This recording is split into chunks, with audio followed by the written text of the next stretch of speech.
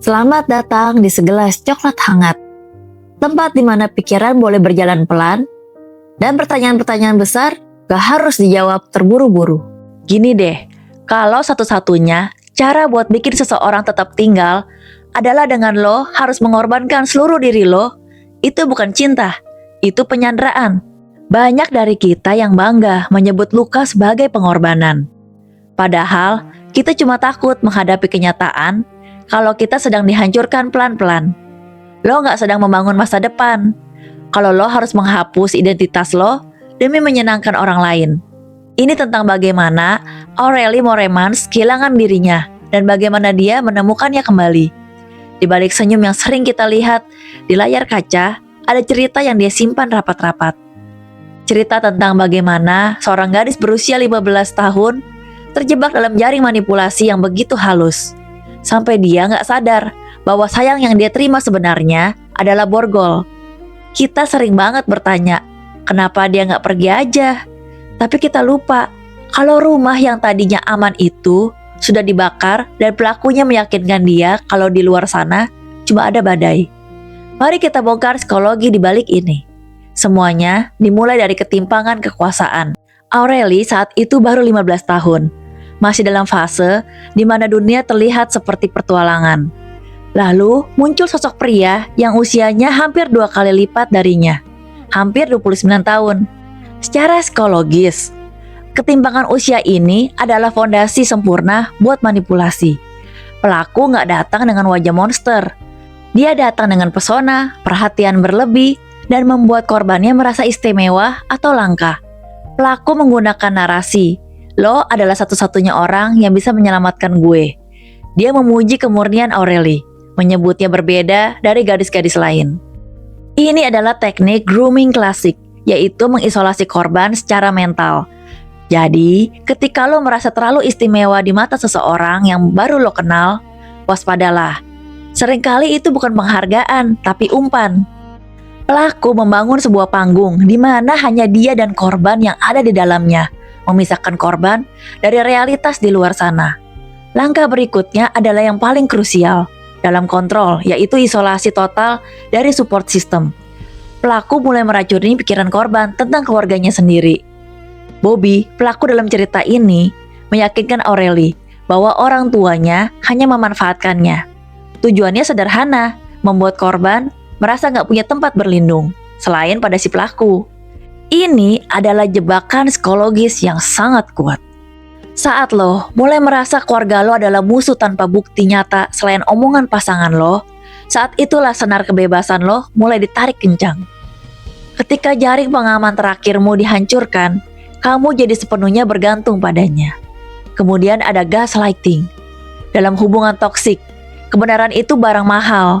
Aurélie mengalami apa yang kita sebut gaslighting. Pelaku memutarbalikkan fakta sampai Aurélie merasa dialah yang bersalah atas setiap pertengkaran, setiap amarah, setiap kekerasan. Otak kita itu secara alami mencari stabilitas dan saat pelaku terus-menerus menyalahkan kita, otak kita mulai menerima narasi itu sebagai cara tercepat untuk menghentikan konflik. Akhirnya, kita jadi minta maaf untuk luka yang orang lain berikan pada kita. Mungkin emang aku yang salah. Mungkin aku yang terlalu sensitif. Itulah bisikan-bisikan gaslighting yang menancap di kepala. Dan kenapa lingkungan seringkali gak membantu? Secara sosiologis, masyarakat kita punya kecenderungan untuk menyalahkan korban atau victim blaming. Ketika Aurélie mencoba bersuara atau ketika beritanya mencuat, beberapa media dan publik justru menghakiminya. Judul berita yang sensasional, tuduhan-tuduhan yang tidak berdasar kepadanya, membuat publik lebih mudah menghujat gaya hidup korban daripada mempertanyakan kejahatan pelaku. Kita hidup di budaya yang menuntut korban untuk tampil sempurna agar layak mendapatkan empati. Seolah-olah jika korban punya sedikit saja celah, penderitaannya jadi tidak valid. Kontrol paling brutal gak selalu fisik. Pelaku menggunakan ancaman menyakiti dirinya sendiri untuk memaksa Aurélie menuruti keinginannya. Ini namanya emotional blackmail. Bayangkan beban mental seorang gadis 15 tahun yang mendapatkan ancaman seperti itu. Bahkan, Aureli pernah dipaksa mengirim foto sensualnya sebagai bukti cinta. Secara filosofis, ada konsep yang namanya ownership of the self atau kepemilikan atas diri sendiri. Kebebasan sejati itu bukan cuma soal umur 18 tahun atau punya KTP.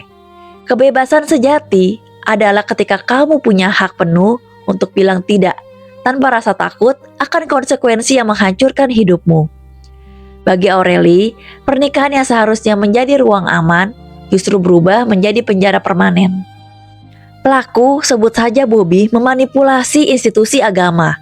Dia menggunakan saksi palsu dan prosedur gereja yang tidak sah hanya untuk mengikat Aureli secara mental. Bobby membuat Aureli percaya bahwa dia sudah menjadi milik Bobby sepenuhnya di hadapan Tuhan. Ini adalah bentuk manipulasi spiritual yang sangat kejam, di mana simbol suci digunakan untuk melegitimasi kekerasan. Kekerasan dalam cerita ini seringkali dibungkus dengan rapi. Ada momen saat pelaku meludahi wajah Aureli. Lalu, beberapa saat kemudian, dia menangis dan meminta maaf.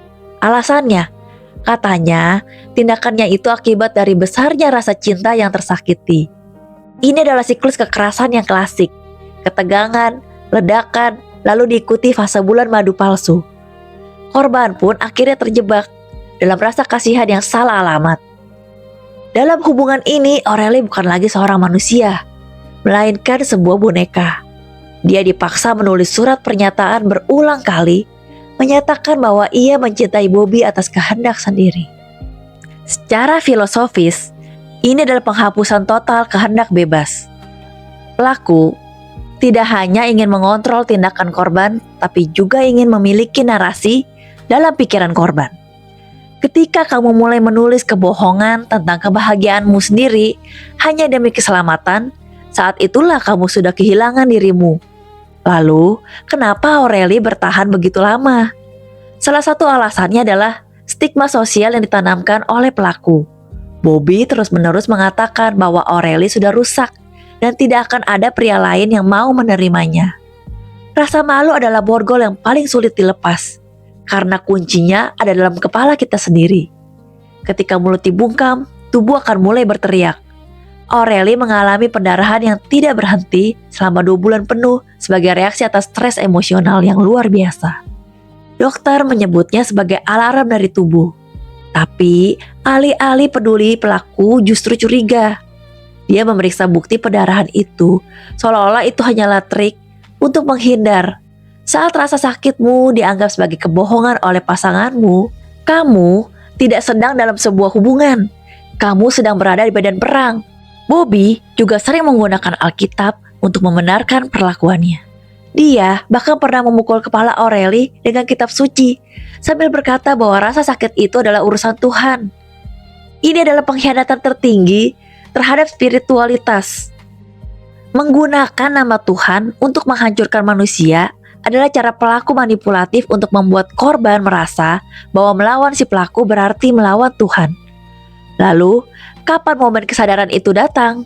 Titik balik seringkali datang dari hal-hal kecil yang objektif. Bagi Aureli, momen itu adalah ketika ibunya menyelidiki ke gereja dan menemukan fakta bahwa pernikahan mereka tidak pernah sah secara kanonik. Kesadaran bahwa aku tidak pernah benar-benar terikat adalah nafas pertama menuju kebebasan. Ketika kamu sadar bahwa rantai yang selama ini mengikatmu sebenarnya hanya terbuat dari kertas, kamu akan punya keberanian untuk menyobeknya. Satu hal yang perlu kita pahami, jangan menunggu momen klik yang tenang untuk pergi. Tidak akan ada pelangi atau musik indah saat kamu keluar dari hubungan yang menghancurkanmu. Yang ada hanyalah ketakutan, rasa bersalah yang mencekik, dan tangan yang gemetar. Kebebasan itu mahal, dan seringkali harganya adalah kerelaanmu untuk terlihat jahat atau berantakan di mata orang lain demi menyelamatkan nyawamu sendiri. Saat Aureli mencoba pergi, pelaku melakukan apa yang disebut extinction burst, ledakan perilaku ekstrim. Saat mereka merasa kehilangan kendali total, dia mengejar mobil mereka di jalan tol, mencoba menabrakkan diri dan mengancam akan membunuh orang tua Aureli. Tapi disinilah kita belajar keselamatan jauh lebih penting dari formalitas keadilan. Terkadang, langkah pertama menuju kesembuhan adalah dengan berani menjadi jahat di mata orang yang selama ini mengontrol kita. Setelah bebas, tantangannya belum selesai. Ada fase di mana Aureli merasa sangat hampa dan bahkan merindukan kehadiran pelaku. Secara neuroscience, otak penyintas trauma sudah terbiasa dengan lonjakan kortisol dan adrenalin yang ekstrim. Jadi, saat suasana tiba-tiba tenang, otak merasa ada yang salah. Ini bukan berarti kamu masih cinta. Ini hanya otakmu yang sedang mengalami gejala putus zat dari drama kronis. Jangan pernah tertipu oleh rasa sepi yang mendadak muncul setelah kamu berhasil bebas. Pada tahun 2017, Aureli melakukan sesuatu yang radikal. Dia menulis status panjang di Facebook, membongkar semuanya. Kenapa perlu bersuara di ruang publik? Karena pelaku kekerasan berkembang biak dalam ruang gelap dan rahasia.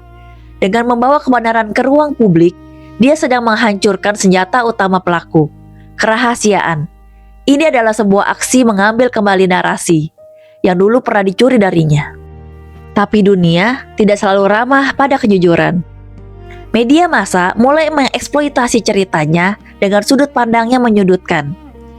Mereka fokus pada foto-foto pribadi yang dikirim Aureli, menyebutnya sebagai pelaku penyebaran miliknya sendiri. Secara sosiologis, ini adalah secondary victimization. Masyarakat lebih suka membahas kesalahan korban daripada kejahatan pelaku. Ada fase di mana Aureli merasa marah besar pada dirinya sendiri. Kenapa gue selemah itu? Kenapa gue sebodoh itu? Tapi, mari kita lihat secara jernih, kemarahan sebenarnya adalah tanda bahwa harga diri lo sedang mencoba bangun kembali. Kemarahan adalah pelindung. Lo bukan marah karena lo bodoh. Lo marah karena lo akhirnya sadar kalau lo gak pantas diperlakukan seperti itu. Jangan tekan kemarahan itu. Gunakan ia sebagai bahan bakar untuk menjauh. Sekarang kita bicara tentang penyembuhan.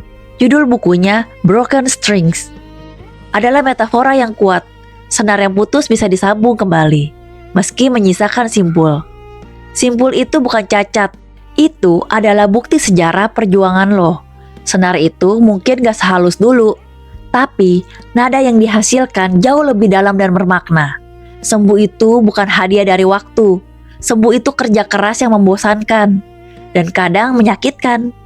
Lo harus memilih buat sembuh setiap hari, terutama di hari-hari saat lo pengen menyerah dan balik lagi ke pelukan trauma yang terasa familiar.